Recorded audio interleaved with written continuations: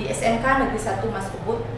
Perkenalkan, nama saya Ana Agung Asti Meliawidani SH SPD, mahasiswa PPG dalam jabatan Angkatan 3 tahun 2023, Universitas PGRI Mahadewa Indonesia. Saya akan mengulas materi tentang perkembangan kerajaan Hindu-Buddha di Nusantara, yaitu materi tentang Kerajaan Kutai. Terima kasih. Om Santi Santi Santi Om. Ada asana Panganjali. Om Swastiastu. Sebelum kita memulai pembelajaran, alangkah baiknya kita berdoa terlebih dahulu. Berdoa menurut agama dan kepercayaan masing-masing. Berdoa dimulai.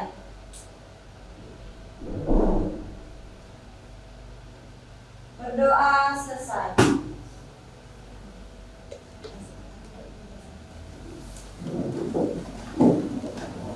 Ibu, Nisa kehadiran kalian dulu ya. Siapa yang tidak hadir? Semakin dia.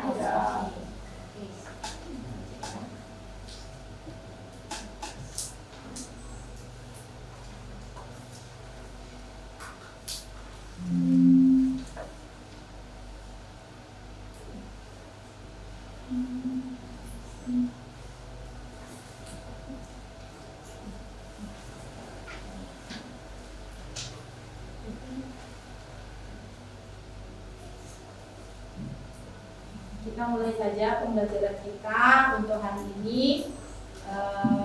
Jadi ibu mau mengecek kehadiran kalian masing-masing dan alat yang kalian bawa, ya.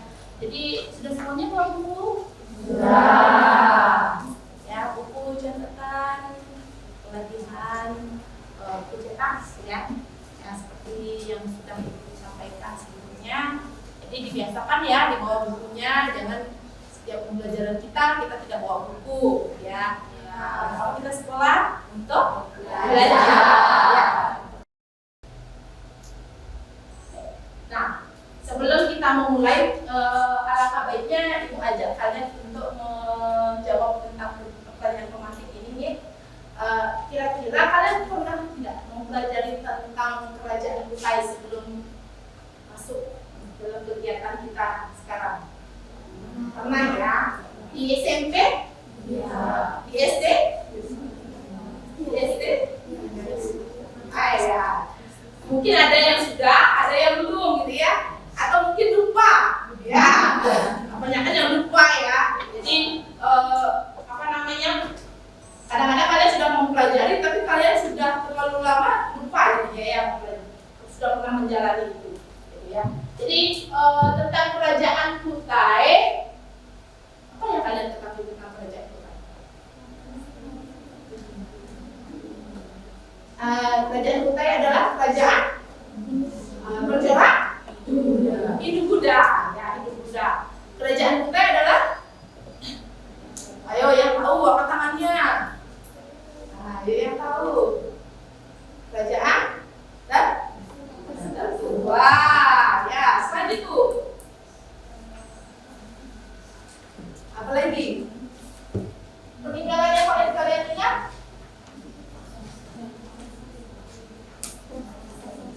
Yang kubu batu? Yupa, betul ya, Yupa.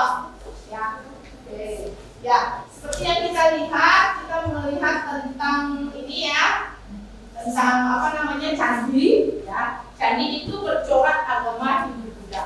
Ya, jadi kalau kalian sering melihat ini ada candi di Borobudur, candi Prambanan itu bercorak Hindu-Buddha. Ya, tapi sebelumnya kita masuk ke kesepakatan kelas dulu ya. Tolong dibaca, diingat kembali ya kesepakatan kelas yang sudah kita punya ya. Nah, yang pertama kita dalam berdiskusi kita saling menghormati. Kedua, tetap menjaga kebersihan. Kita lihat di kelas kita ada sampah dan lain sebagainya. Kalau ada sampah tolong dipungut ya. Lalu yang ketiga, mematuhi aturan. Yang keempat, mengerjakan LKPD sesuai petunjuk. ya. Yang terakhir adalah untuk tes formatif ya, mengerjakan Google Form dengan baik. Ya, next kita lanjut.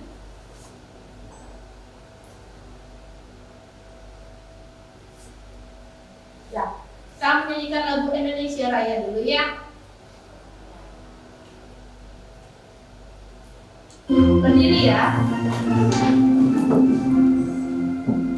Indonesia tanah airku, tanah tumpah darahku. Sana aku berdiri, jadi pandu ibu. Indonesia kebangsaanku, bangsa dan tanah airku. Marilah kita bersatu, Indonesia bersatu. Hiduplah tanahku, hiduplah negeriku, bangsaku, rakyatku semuanya. Bangunlah jiwanya, bangunlah badannya untuk Indonesia Raya. Indonesia Raya, merdeka, merdeka, tanahku, negeriku yang ku cinta. Indonesia Raya, merdeka, merdeka, hiduplah Indonesia Raya. Indonesia Raya, merdeka, merdeka, tanahku, negeriku yang ku cinta. Indonesia Raya, merdeka, merdeka, hiduplah Indonesia Raya.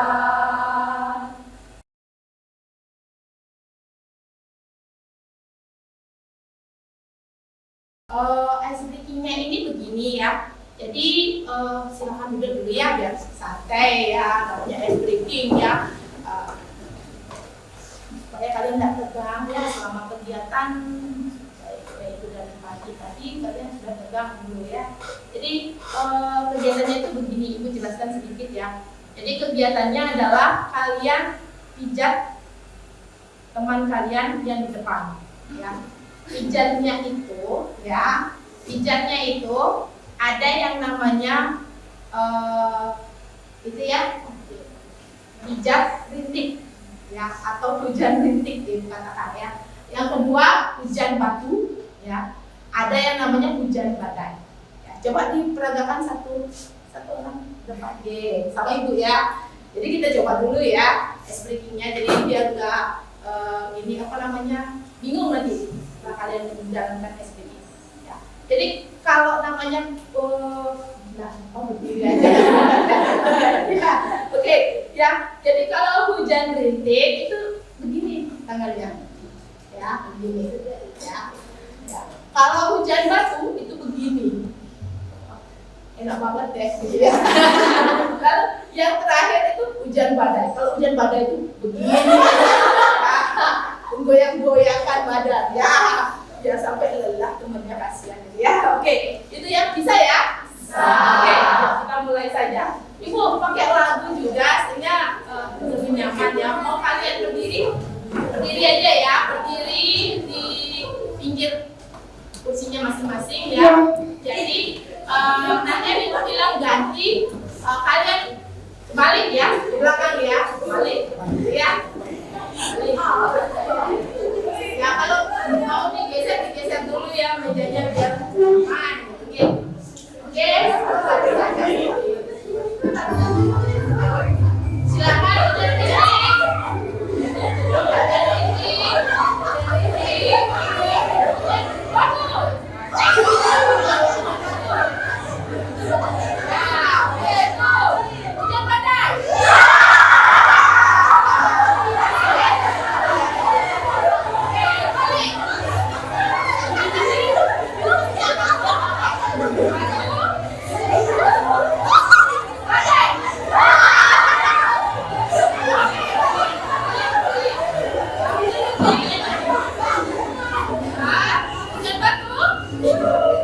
Hujan badai.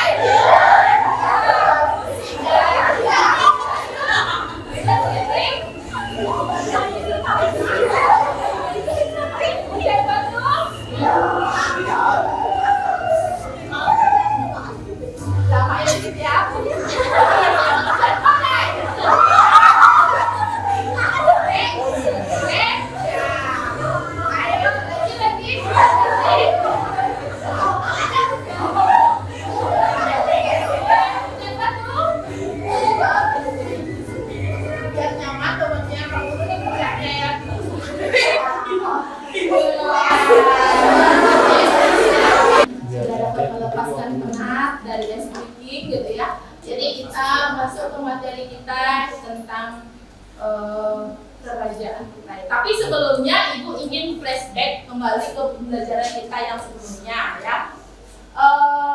Kita mempelajari tentang beberapa teori ya, seperti yang sudah kita laksanakan sebelumnya. Itu ada yang namanya teori masuknya agama Hindu-Buddha ke Nusantara ya.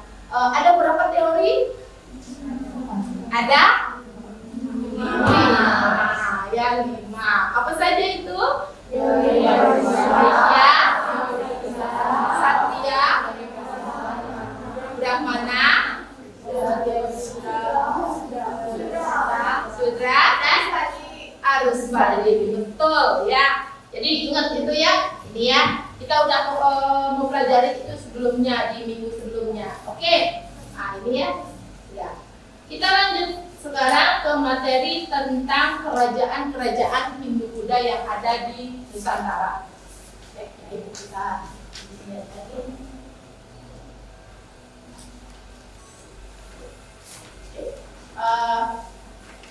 Ya, ini capaian pembelajaran kita untuk di kerajaan Hindu-Buddha yang ada di Nusantara. Kita mempelajari tentang ya, memahami konsep dasar kerajaan Hindu-Buddha, menganalisis, mengevaluasi manusia dalam kerajaan Hindu-Buddha, menganalisis dan mengevaluasi kerajaan Hindu-Buddha dalam ruang lingkup lokal, nasional dan global, menganalisis serta mengevaluasi kerajaan Hindu-Buddha dalam dimensi masa lalu, masa kini, dan masa depan.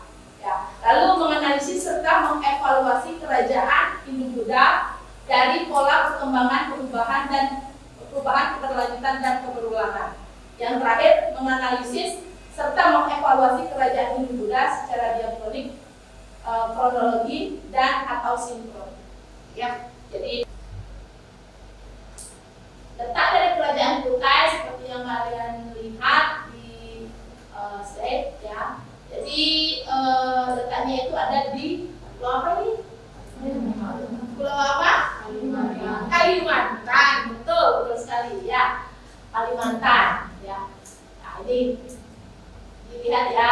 Kerajaan Kutai berdiri sekitar abad 4, berlokasi di daerah Kutai, Kalimantan Timur.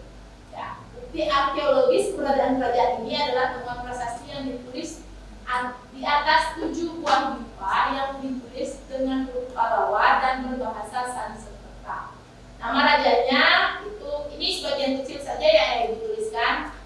Banyak sebenarnya ada raja-rajanya, nanti kalian akan menganalisis itu ya. Lalu yang berikutnya, kerajaan Kutai bercorak Hindu untuk setelah diserang Kutai Kartanegara atau kerajaan Islam.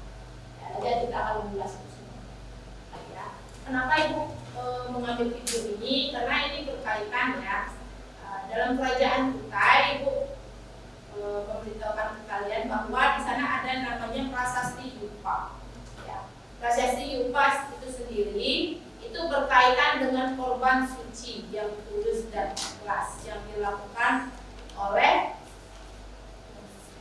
raja kepada Brahmana, ya, diberikan kepada Brahmana dengan bertuliskan huruf Palawa berbahasa Sanskerta. Ya, di sini ada permasalahan yang terjadi. Nanti kalian analisis.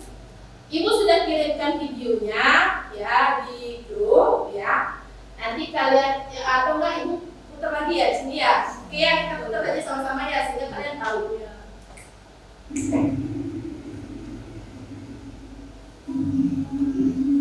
Simak dengan baik ya.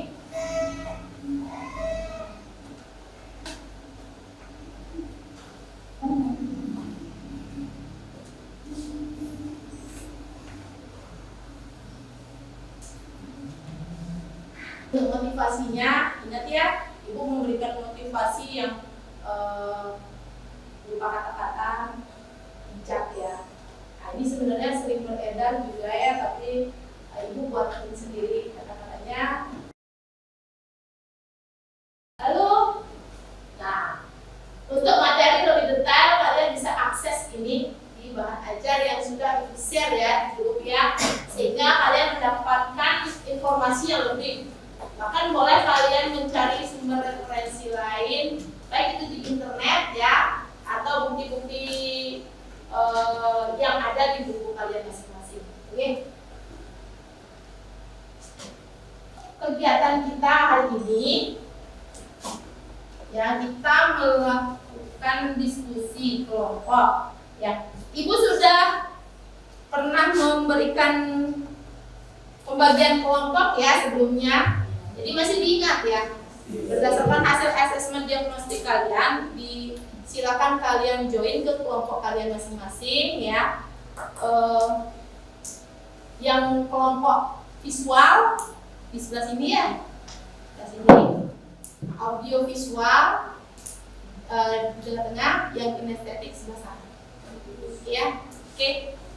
Silakan join ke kelompoknya kalian masing-masing.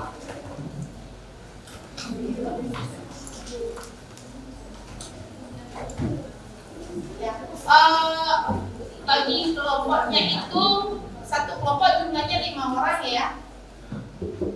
Ya, 5 orang ya. Kemarin 6 ya? Oh ya, oke lah. Ya, lanjut aja ke kelompok yang kemarin ya.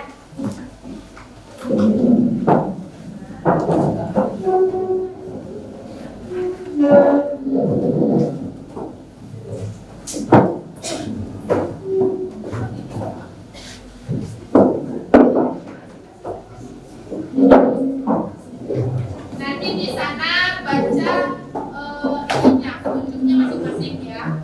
Kegiatannya seperti apa, lalu apa yang kalian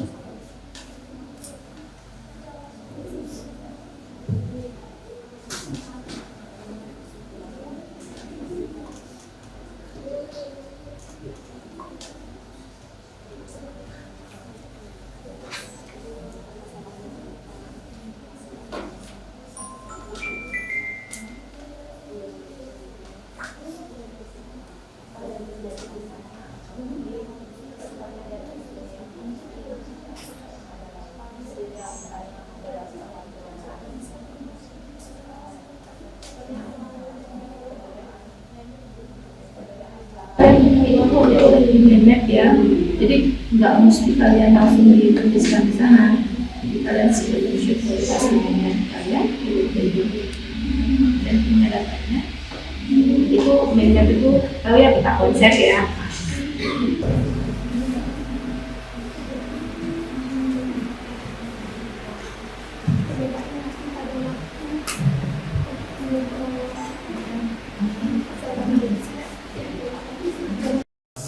Untuk presentasi kita mulai saja ya. Jadi kalau sudah selesai, sudah aman, kita mulai saja dari kelompok yang paling pertama mau maju langsung. Oke, silakan. Ibu nilai prosesnya ya. Jadi proses kegiatan juga ibu nilai sudah ya. Lalu untuk presentasi juga ibu nilai.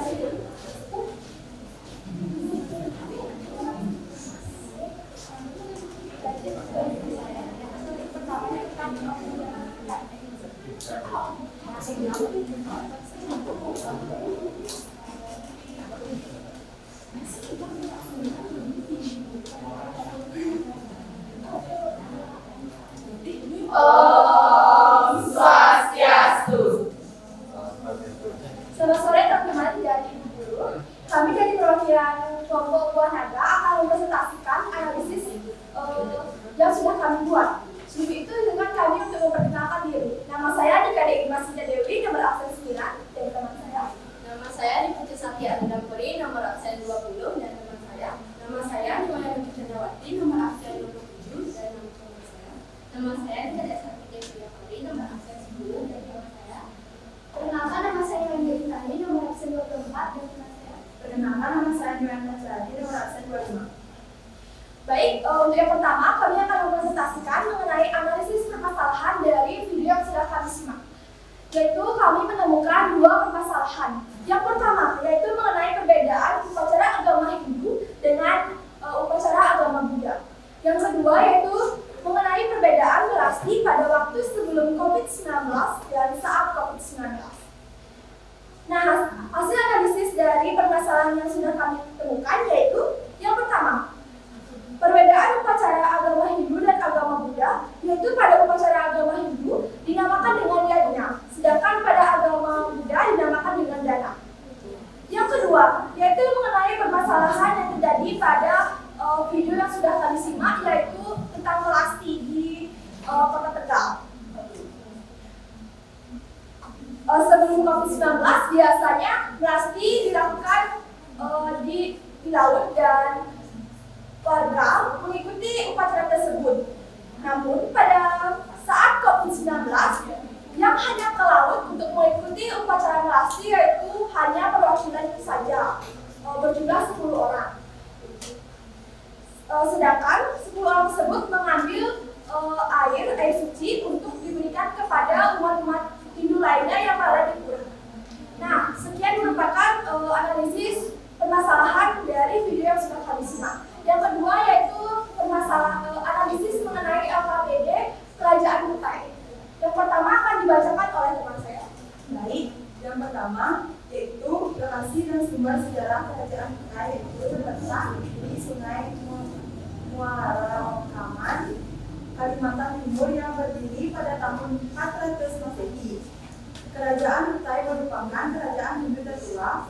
Sumber sejarah Kerajaan Kutai adalah prasasti Yupa yang berbahasa Sanskerta dan berhuruf Pallawa, dan selanjutnya dilanjutkan oleh teman saya. 2. Silsilah Kerajaan Kutai. Di sini kami menemukan beberapa raja yang pernah memimpin Kerajaan Kutai, namun kelompok kami hanya mencantumkan 10 raja saja. Yang pertama yaitu Raja Maharaja Bunga, Maharaja Aswawarman, Maharaja Mulawarman, Maharaja Sri Aswawarman, Maharaja Mara Wijayawarman, Maharaja Gajayanawarman, Maharaja Tunggawawarman, dan Maharaja Jayanawarman, dan yang terakhir yaitu Maharaja Narasimhawarman. 3. Keadaan masyarakat dalam kehidupan ekonomi. Kondisi sosial hingga ekonomi kerajaan Kutai terbilang cukup makmur, dikarenakan dari perdagangan, peternakan, dan pertanian yang dilakukan oleh masyarakat. Selanjutnya akan dibawakan teman saya. Baik, di sini saya akan membacakan mengenai poin yang keempat, yaitu keadaan masyarakat dalam kehidupan sosial.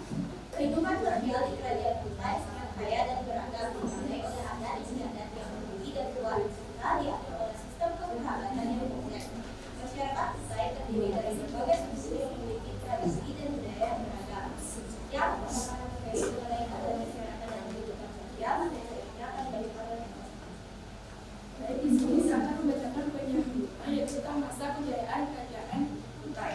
Masa kejayaan Kerajaan Kutai terjadi pada masa Raja Mulawarman, seperti yang tertulis dalam Prasasti Yupa yang memerintah sekitar abad ke-5 Masehi.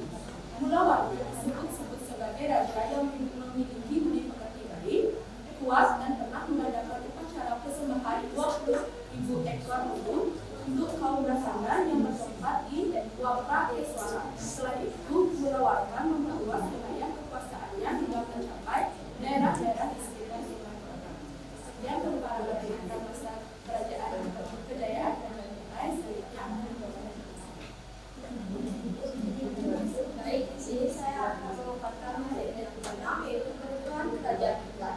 Ketentuan Kerajaan Kutai terjadi mulai dari berakhirnya masa kepemimpinan Raja Mulawarman. Kondisi Kerajaan Kutai mulai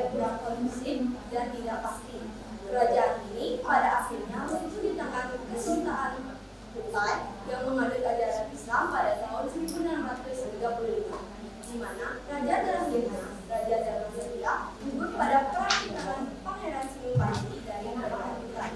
Sekian pemaparan materi tentang Kerajaan Kutai. Saya Baik, yang terakhir yaitu kesimpulan dari analisis yang sudah kami buat.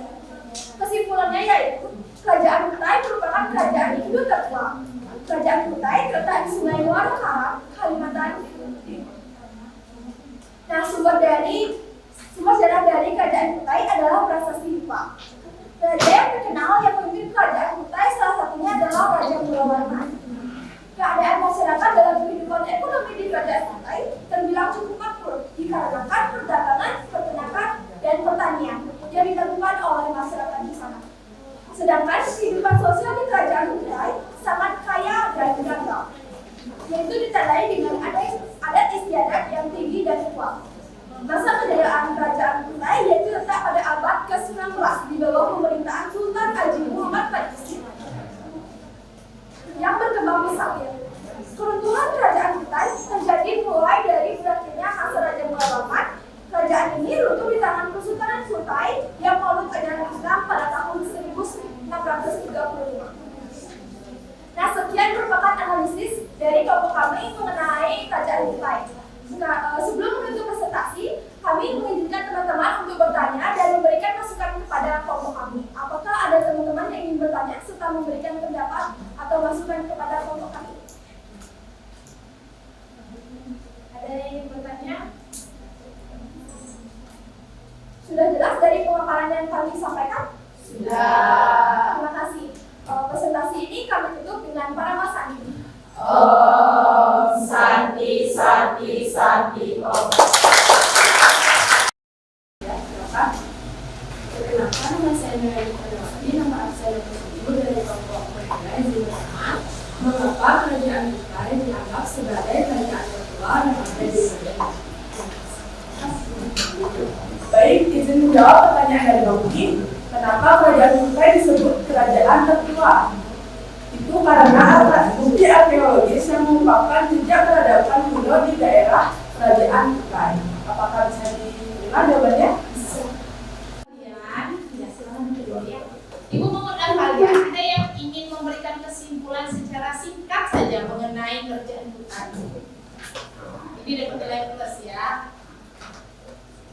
Secara singkat saja. 3, 2, 1. Ada yang angkat tangan? Tidak ada yang mau? Silakan semua. Baik, kesimpulan yang saya dapatkan dari pembelajaran kali ini yaitu Kerajaan Kutai merupakan kerajaan tertua yang berada di Kalimantan Timur. Sejarah Kerajaan Kutai ini ditandai dengan adanya prasasti yang bertulisan pahlawan dan berbahasa Sanskerta. Selain itu, Kerajaan Kutai ini dipimpin oleh salah satunya Raja Mulawarman. Nah, Kerajaan Kutai ini runtuh dikarenakan oleh masuknya kerajaan dari negara atau kerajaan Islam. Mungkin sekian merupakan kesimpulan yang dapat saya ambil dari pembelajaran kali ini. Terima kasih. Berikan tepuk tangan. Melaksanakan tes formatif itu dikerjakan di Google Form ya. Nanti tolong dikerjakan dengan baik, hasilnya nanti itu rekap ya.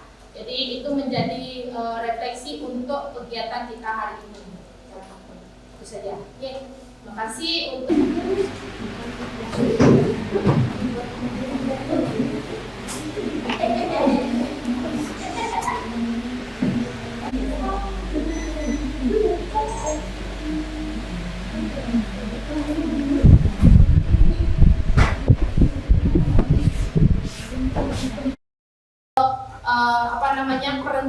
kegiatan kita dan pembelajaran kita hari ini.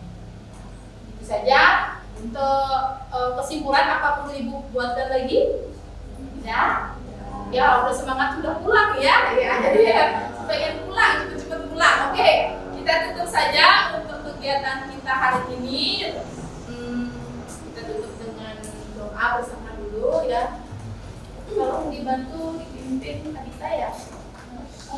Cinta boleh ya, Cinta boleh. Pada asalnya Rama Santi. Om Santi Santi Santi Om. Baik, sebelum kita pulang, alangkah baiknya kita berdoa terlebih dahulu. Berdoa menurut agama kepercayaan masing-masing. Berdoa dimulai.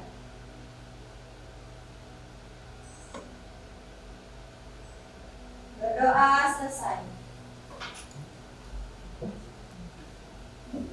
Pembelajaran hari ini kita cukupkan sampai di sini ya. Untuk kegiatan